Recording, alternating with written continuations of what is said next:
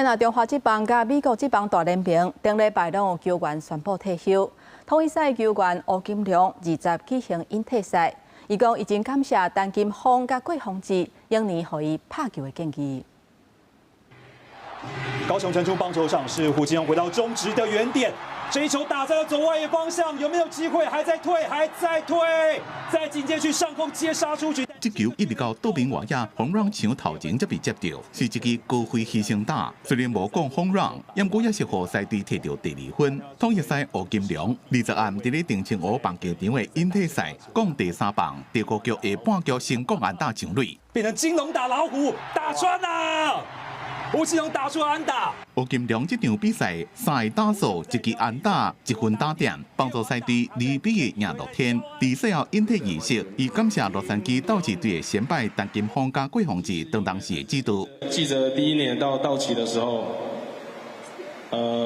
我去问陈金峰学长说球怎么打，结果他是说球来就打。 所以那时候让我对投手对决的时候，可以比较用平常心去面对。吴金良进前伫国际赛或者是中华职棒打击的表现拢正赞，进前国家队的好搭配，金勇连线陈永基也伫引退仪式献礼物加祝福。赶快伫顶礼拜宣布引退一个富邦悍将林德轩。现在陈金峰总教练出来，要换下林哲轩了。21暗对大港的比赛，第9局顶半局一个人出球被换来，全场球迷拍波啊第2，悍将全队也列队甲伊击掌。 原来美国职棒大联盟道奇的投手柯肖宣布这季结束了就要退休。19日形赛上尾一场先发，主场对巨人到4点1局落2分，但是6K 无关胜败。退场时阵满场的观众站起来拍波啊！ It's been the most impactful 18 years of my life. I've raised 4 kids in LA. Thank you guys so much. Thank you for everything.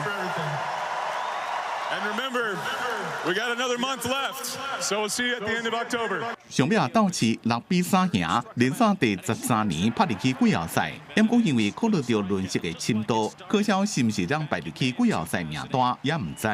记者综合报道。